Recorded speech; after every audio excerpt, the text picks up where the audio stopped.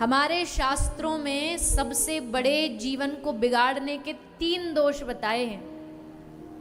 3 दोष सबसे खतरनाक, और ये दोष बड़ी जल्दी पकड़ लेते हैं। पहला दोष है अन्न दोष। भोजन में सबसे ज्यादा दोष होता है, भोजन का दोष सबसे जल्दी पकड़ता है। अन्न में दोष, किसी का गलत, यहां तक कि किसने किस भाव से बनाया है, बनाने वाला उस समय क्या सोच रहा था, वो भाव भी उसके अन्न में आ जाते हैं। उसको खाने वाले की मति में भी वो भाव चले जाते हैं।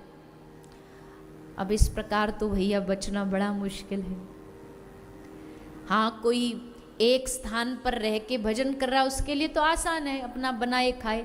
पर अब साधारण हम जैसे लोग भी दुनियादारी में घूमते हैं, कई बार मन में आता है, साधुओं से प्रश्न करते, महाराज जी अन्न दोष से बचना तो बड़ा मुश्किल है।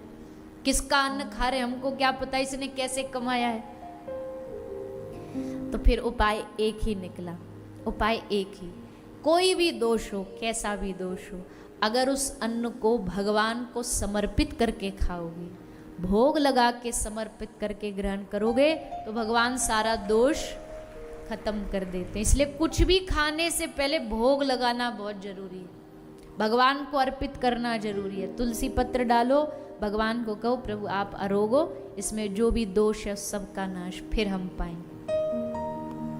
नहीं तो हमारा अन्न का दोष, भोजन का दोष सबसे जल्दी पकड़ता। और इस बात को आजकल तो साइंस भी मानती है कि भोजन में वाइब्रेशन होता है, फूड का अपना वाइब। आजकल के बच्चे जिसको कह देते हैं ना vibes, good vibes bad vibes, आज की जनरेशन जो मानती है, भोजन में अपनी वाइब्रेशन होती है। तो सब जो भी यहाँ बैठे, देखो बाहर कोई क्या कर रहा है हमको क्या फर्क पड़ता, पर जो आप लोग बैठे हो नियम ले लीजिए। कोई भी भोजन खा रहे हो पहले भगवान को, पानी पी रहे हो पहले भगवान को, जो भी ला रहे हो घर में पहले भगवान को, फिर स्वीकार करो, फिर वो चीज हमारी मति बुद्धि बिगाड़ेगी नहीं। एक है अन्न दोष, दूसरा है संग दोष। जैसा संग करोगे वैसा रंग चढ़ेगा, इसलिए मित्र चुनो, सावधानी से चुनो। कुछ रिश्ते तो ऐसे होते हैं, वो तो भगवान बना के भेजता है, वो तो हम बदल नहीं सकते, पर जो कुछ रिश्ते जो बनने वाले उनको तो चुन सकते।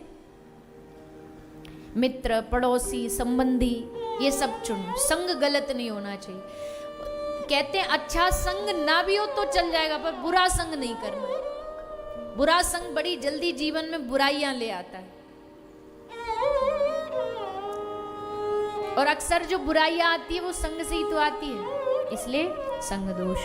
और तीसरा है स्थान दोष। स्थान में भी अपना दोष होता है। आपने देखा होगा जो महापुरुष होते हैं वो जहाँ बैठते हैं उनको बैठने से पहले उनके लिए आसन बिछाया जाता है। एक परिकर उनका संग चलता है आसन लेकर के, तो पहले महाराज जी के लिए आसन बिछाएगा, फिर उस पर महाराज जी विराजमान होते हैं। तो वो कोई उनके सम्मान को बढ़ाने के लिए नहीं, आजकल ये सम्मान का सूचक जरूर बन गया है कि भाई इससे थोड़ा इज्जत बढ़ जाती है, जब जाते हैं दो आगे दो पीछे चलते हैं आसन लेकर के, और ये सम्मान के लिए नहीं है।